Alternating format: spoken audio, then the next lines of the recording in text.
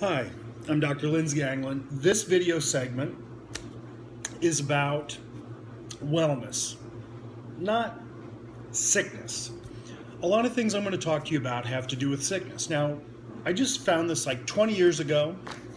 I wrote this manual, which is how to interpret things like blood work, standard blood work from a lab, and interpret it and use it to make tailored nutritional recommendations, specific nutrients for that person's chemistry at that time. And as they get better and their chemistry improves, then you change what they're taking. I recently sent this to a doctor who's very big, $1 million practice in what's called functional medicine, which is what I was doing 20 years ago with this. He read the book. Even though it's 20 years old, he wrote back, great book. And this guy is out to eliminate the drug industry through nutrition. He's doing a good job. Along with it went this series. It was the 90s, okay?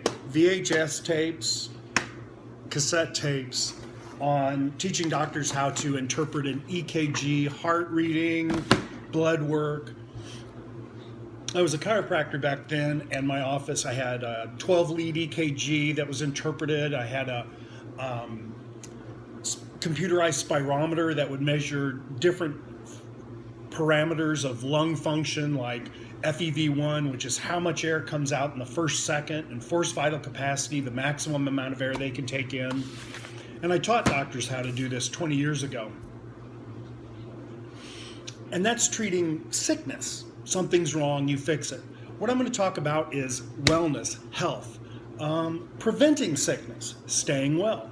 When I was doing my undergraduate degree in nutrition through Park University, Dr. Delta Geyer was my dean, and he said that you can look at a spectrum of 20, 60, 20, which is 100%. 20% of the people are really well and healthy.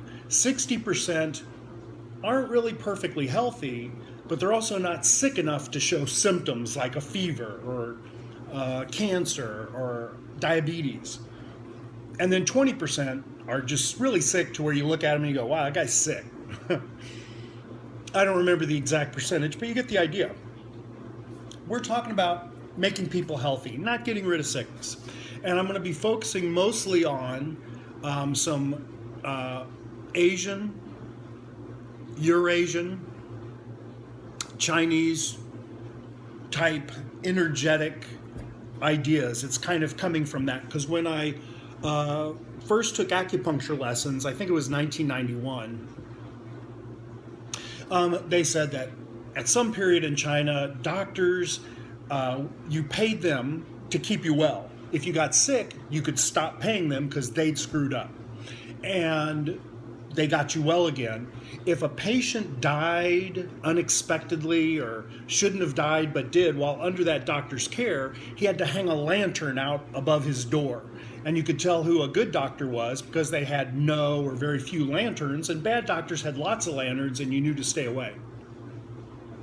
So they had some ideas. One of them was, when the seasons change, sorry, some allergies are acting up, and I just got back from the gym. I did incline presses, heavy, single reps. I did higher reps last time, and I also did some pull downs and some rowing motions, and then cardio. And I've talked about cardio. If you go back and look through this, you'll see the Bruce protocol and how it applies to cardio. But I'm having some allergies.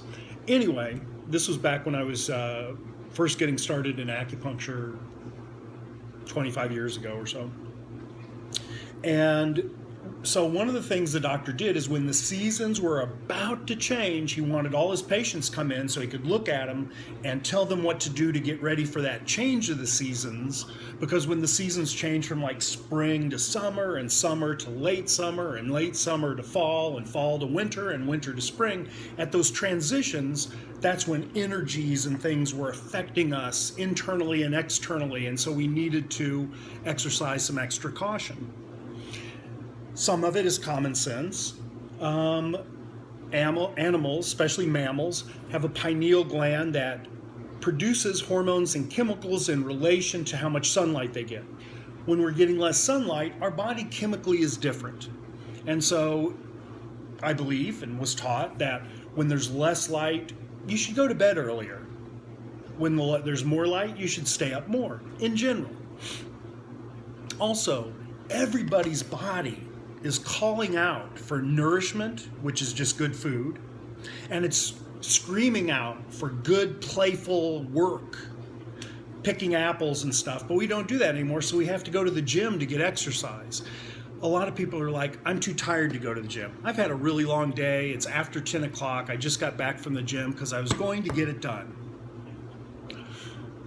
Everybody's body wants to do it, and if you're like, I don't want to go to the gym, find something you do want to do. I do a lot of East Coast swing and West Coast swing and Latin dancing. I like that too. I did martial arts for decades. Sometimes, like for a while, I wanted to run, but running was boring. So last October, I bought a basketball, and like 3 or 4 days a week, I would run a mile while dribbling the basketball, just simply because it made it more fun, and my basketball skills got improved a little bit. And so like for 2 or 3 months, I jogged a few times a week, a mile, and I would dribble the basketball, and that made it fun for me. Find something that makes it playful, that you look forward to, like, I get a skip rope, or doesn't even have to be that vigorous. Garden.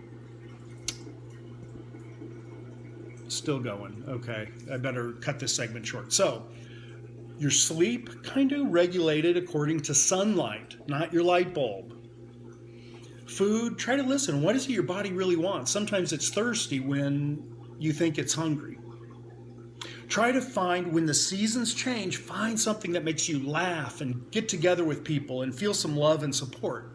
For me, the thing that never fails to make me laugh is the chest waxing scene from 40-Year-Old Virgin. When I see that, when I see Steve Carell getting his chest waxed, I just lose it. I laugh every time. It cracks me up. And so find things that make you laugh and get some exercise, especially when the seasons change. Find something so you don't get allergies, so you don't get back pain, so you don't have depression, whatever it is you struggle with, because we all struggle with something. And in these Asian energetic medicine ideas, when the seasons change, we're more vulnerable. There's more things going on inside and outside us, and so we need to tighten up our life and be a little happier, get a little more rest, get a little more exercise, get a little bit better food. And your exercise can be according to like what the temperature's like. If it's warmer, you can do different activities. So in part 2, I'm going to talk a little more about Chinese ideas of each season. And I'm also going to talk about some points that I refer to as cleaning your gutters that are recommended to do, that are acupuncture points recommended to do whenever the seasons change to help your body adapt to these energies in part 2.